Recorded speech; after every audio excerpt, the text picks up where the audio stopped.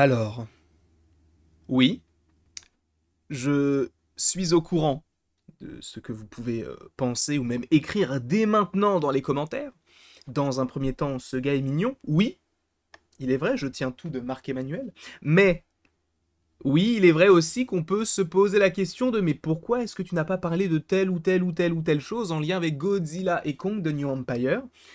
Sachez qu'actuellement, je pourrais le faire, mais je ne vais pas le faire.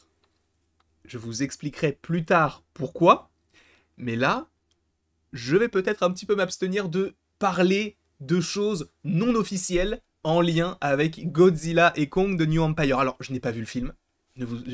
J'allais dire, ne vous inquiétez pas, mais au contraire, ce serait très cool hein, que je puisse le voir en avant-première, mais ça ne sera pas le cas. Et de toute manière, je ne l'ai pas vu.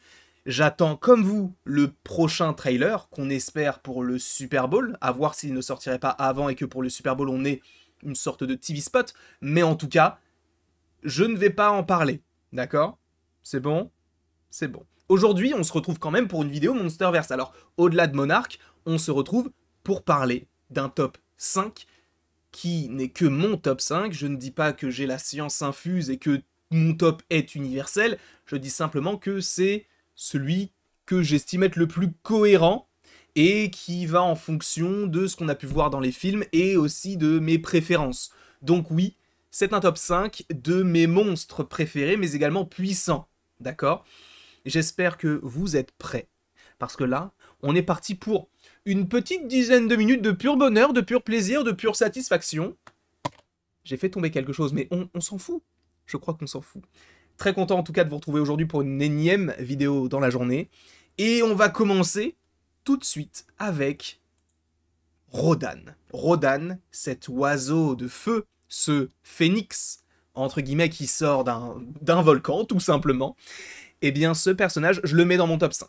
En réalité, dans un top comme celui-ci, je ne me vois pas mettre le Frostvark. Pour ceux qui ne le savent pas, pour ceux qui ont vu Monarch, c'est la sorte de taupe qui se trouve en Alaska, ou en tout cas dans un endroit un peu froid, au moment où on se situe dans la série Monarch Legacy of Monsters. Mais du coup, je ne me voyais pas mettre des petits monstres comme ça, donc je vais surtout me baser sur les films, puisque dans la série, on n'évoque pas vraiment les monstres un peu annexes et qui sont possiblement à échelle humaine, entre guillemets. Là, moi je te parle de Rodan. Rodan, il est magnifique.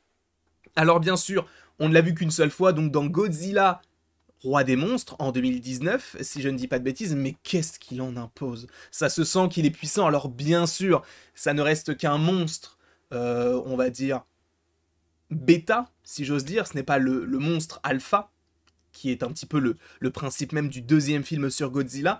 Et parmi tous ces monstres-là, parce qu'on peut parler de Behemoth, on peut parler, même dans les premiers films, des Mutos, on peut parler des Skyscrawlers, donc qui sont ou en tout cas sur l'île Skull Island, donc dans Kong Skull Island. Je ne vais pas forcément parler d'eux parce que on n'a pas eu énormément de monstres non plus. On pourrait en avoir par la suite, hein. Il y a tellement d'autres choses à évoquer en lien avec Godzilla. Mais en tout cas, concernant le petit Rodan, à mon sens, c'est le monstre secondaire déjà le mieux exploité, en tout cas qu'on a vu un petit peu plus que les autres, et qui est magnifique. Et ça se sent qu'il est encore une fois puissant, même si il reste sous la tutelle, entre guillemets, du King Ghidorah. Mais Rodan, je me devais de le mettre. Alors, encore une fois, je n'ai pas vu Godzilla et Kong de New Empire, donc peut-être que on pourrait rajouter des monstres qui sont dans ce film-là, dans eh bien, dans mon classement. Sachant qu'il n'y a pas non plus Mothra, qui est un très bon monstre, mais personnellement, je préfère un peu Rodan. Je préfère Rodan. Je suis confus, mais c'est comme ça. En tout cas, oui, Rodan fait donc partie de mon top 5 et est en 5e position. Ensuite, je viens de vous le mentionner, mais le King Ghidorah. Ce dragon à 3 têtes qui, pour la plupart des gens, vient de la Terre creuse, tout ça.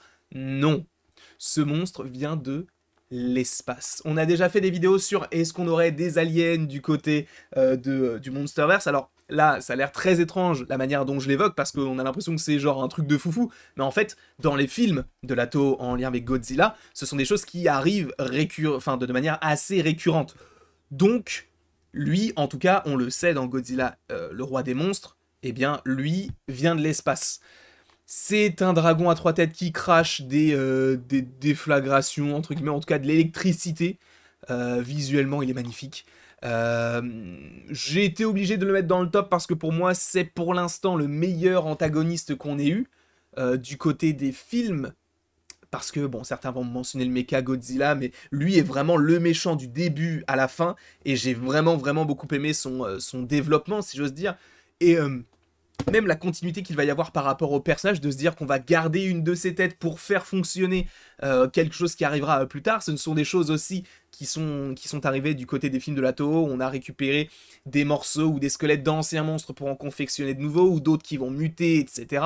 Donc, en tout cas, le King Ghidorah, je trouve que c'est assez intéressant. En plus, le fait que ce soit un dragon à 3 têtes, c'est génial. J'ai vraiment, vraiment trop, trop hâte de me refaire les films, en tout cas, au moins celui-ci, parce que bon, bah, j'ai déjà vu Godzilla il n'y a pas longtemps. On a vu également Godzilla contre Kong en live il n'y a pas longtemps. Les seuls qu'on n'a pas encore refait, c'était Kong Skull Island et donc le Roi des Monstres. Mais je t'avoue que je suis beaucoup plus hypé par rapport au fait de regarder le Roi des Monstres, donc ne vous inquiétez pas.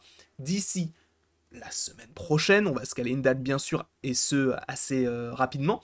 Mais oui, il y aura, bien évidemment, des petites vidéos et des petits lives pour parler de ce film-là, mais aussi d'autres, hein, puisque je vous rappelle que demain, pour ceux qui ne le savent pas, je vais découvrir en live sur la chaîne de Frame, alors je ne sais pas si c'est Frame ou Frame Plus, mais ça sera en description, en tout cas le lien du live, et donc on va, en tout cas je vais découvrir avec Anto, avec Eddie et avec Seb, le film de Roland Emmerich, donc de 1998, si je ne dis pas de bêtises, avec notamment Jean Reno, etc. Donc je vais le découvrir pour la première fois et je vous en ferai une critique qui arrivera justement quelques temps plus tard.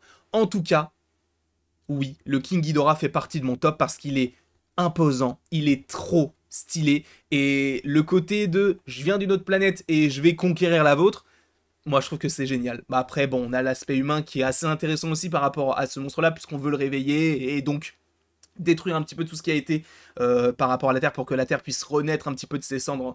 Je trouvais ça assez intéressant, mais en tout cas ce monstre-là visuellement, au niveau de sa puissance, au niveau de ce que ça veut raconter aussi, pour moi il était obligé de passer dans le top. Obligé. Donc en top 4. Alors oui, je mets le Mecha Godzilla top 3. Il est au-dessus de King Ghidorah pour la simple et bonne raison que oui, il est peut-être moins fort. Peut-être qu'il se ferait déchirer par King Ghidorah. En revanche, il a quand même mis à mal à la fois Kong et Godzilla en même temps. Et ça, c'est à souligner. Moi, j'ai pas forcément trop aimé le design.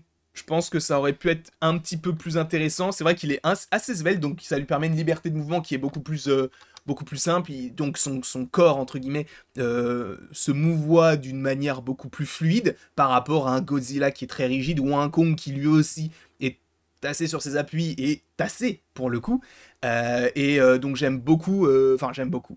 C'est pas, encore une fois, le méchant que je préfère le King Ghidorah, mais en termes de puissance, je pense que ce qui est intéressant, c'est que le Mecha Godzilla va se servir de tes faiblesses pour t'affronter, là où King Ghidorah, il va arriver avec ses forces. Lui, il va arriver avec ses forces et avec tes faiblesses. Et c'est là où je trouve que celui-ci, alors il n'est pas forcément plus intéressant, parce que je trouve que Godzilla contre Kong est peut-être raté sur certains aspects, et notamment celui-ci, et donc, je trouve que ça aurait été bien mieux de le faire apparaître depuis le début plus que à la deuxième partie du film, même s'il voulait garder un petit peu le truc secret, même si on le voyait dès le premier épisode, en tout cas dès le premier trailer.